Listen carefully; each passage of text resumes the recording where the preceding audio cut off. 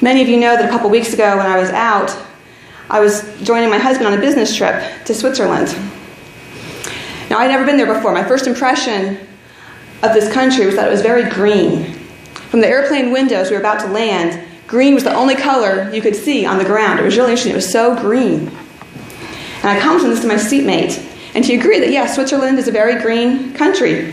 They get a decent amount of rainfall each year, plus the melting of the snow off the Alps. And so the country then looks quite green from the air. Once we had landed, what I noticed first was the quiet.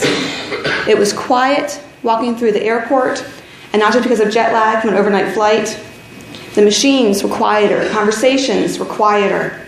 There was no yelling. There was no loud talking on a cell phone. In general, it was quiet. Even the trains weren't noisy. I think the only loud thing the whole week was a drunk person outside our hotel room one night, or outside our hotel, out the window, not in the hallway. And it reminded me of an article I read a while back that said something to the effect of how American parents encourage and teach their kids to speak more and talk more, and how our children are much more talkative in comparison to other countries. I know I talk so much to my kids that I often get funny looks when I'm out in public with them.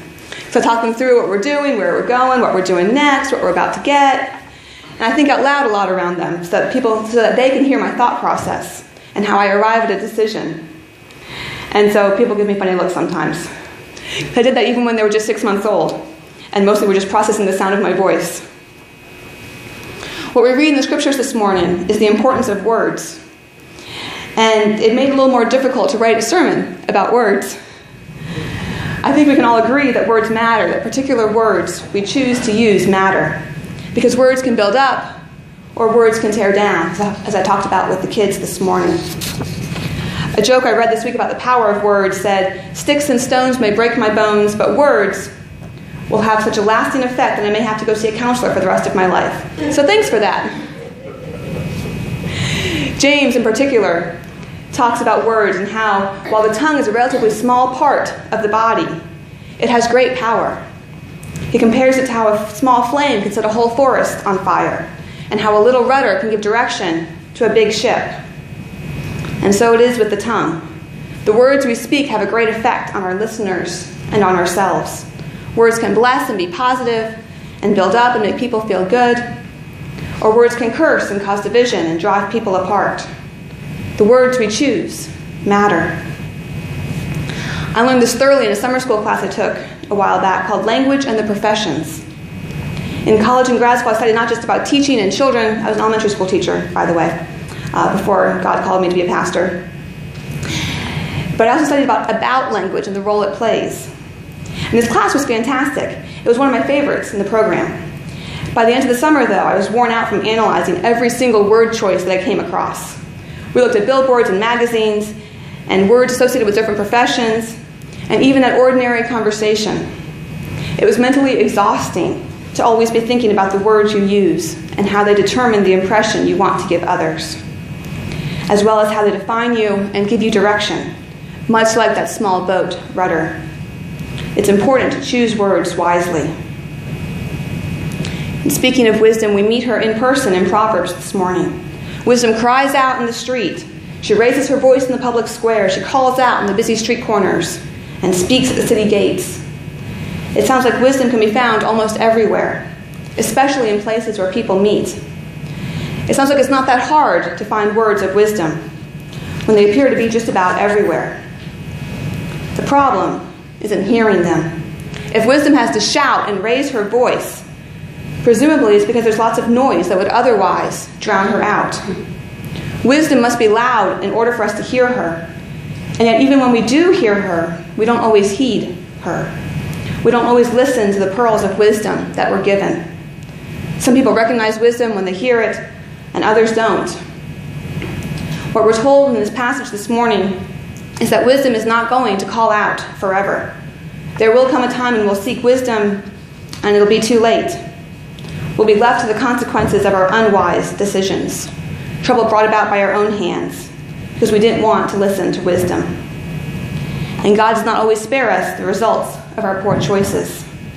So the bottom line is listen to wisdom now, while she can be found. Make wise choices. Choose your words carefully. quote from the proverb Sophie read for us this morning, "Whoever listens to wisdom will have security. They will be safe and have no reason to be afraid."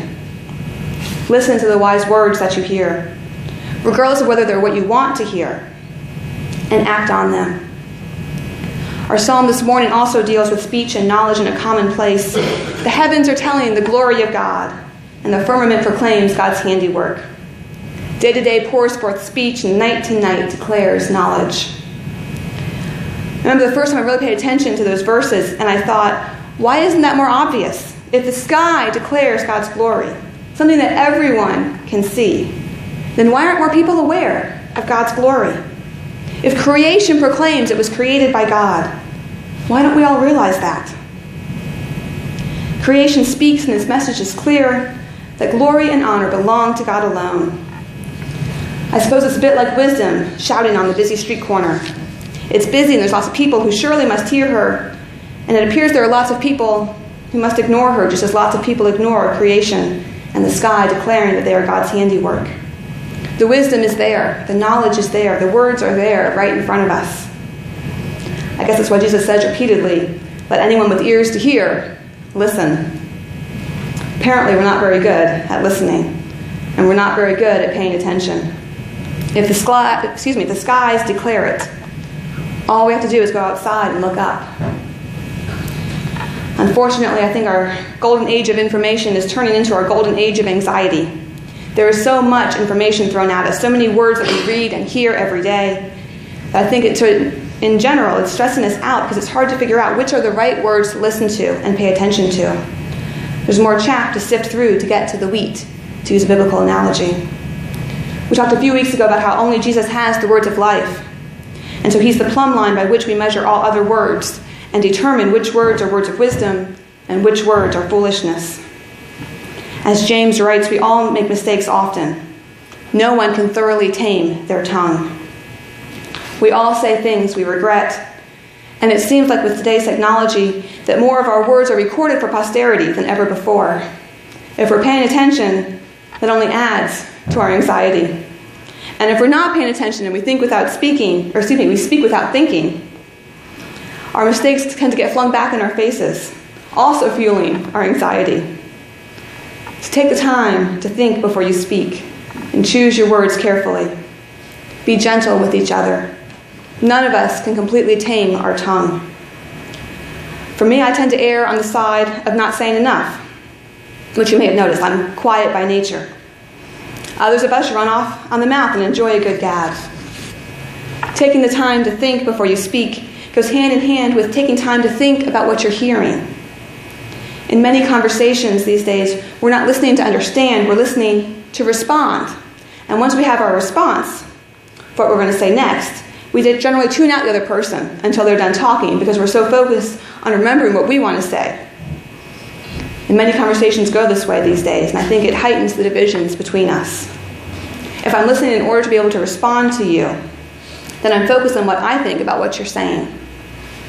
If I'm listening in order to understand you, then I'm focused on what you think about what you're saying. Focusing on the other person is part of how we deny ourselves, like Jesus calls us to do in our gospel. I think it said forget ourselves in the version we read this morning. This is a very familiar passage that we heard, where Jesus says, "Whoever wants to be my disciple must deny themselves and take up their cross and follow me. Whoever wants to save their life will lose it. Whoever loses their life for my sake and for the sake of the gospel will find it. What good is it for someone to gain the whole world, yet forfeit their soul?" You know it's an important saying when all four Gospels record Jesus saying this. What may be helpful then is to make it a little bit less familiar. The Message is a paraphrase of the Bible, and it puts the passage this way. Anyone who intends to come with me, it's Jesus speaking, has to let me lead. You're not in the driver's seat. I am. Don't run from suffering. Embrace it. Follow me and I'll show you how. Self-help is no help at all. Self-sacrifice is the way, my way, to saving yourself, your true self. What good would it do to get everything you want and lose you, the real you? What could you ever trade your soul for? It's an interesting choice of words that Eugene Peterson picked.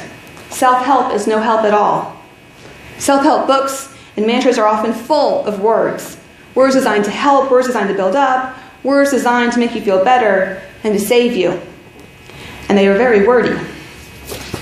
In contrast, self-sacrifice is Jesus' way to saving your true self. I don't know about you, but when I think about self-sacrifice and words, what I think is not a lot of words, and instead more quietness, more listening, more humility and silence. What I wanted to title this sermon was Words, Words Everywhere, nor any drop to drink. But I wasn't sure if the reference was too obscure. I told you I had to stay on the side of caution and quiet. Have an idea of what that's from? It is very obscure. Okay. It's a play off a line from the poem The Rime of the Ancient Mariner, published in 1798 by the English poet Samuel Taylor Coleridge. The original verse says, "Water, water everywhere, nor any drop to drink." Since the ancient mariner is at sea, and he's surrounded by water, but none of it is water that he can drink. In a similar way, we are surrounded by words today. Words are everywhere, except perhaps in creation. The heavens can tell the glory of God without using words. Our language, though, is based on words. And so as you go forth today, think about the words that you use. Think about the words that your conversation partner uses. Listen to them so that you can try to understand them rather than argue with them. While the tongue cannot be tamed, wouldn't it be nice to live together in mutual understanding with each other? Focused more on self-sacrifice than self-help. Focused on saving our real selves rather than trying to get everything checked off of our wish list. Take time to think before you speak. Take time to think about what you're hearing. Listen not to respond, but listen to understand. Even the creation proclaims God's handiwork if we're paying attention. Thanks be to God. Amen.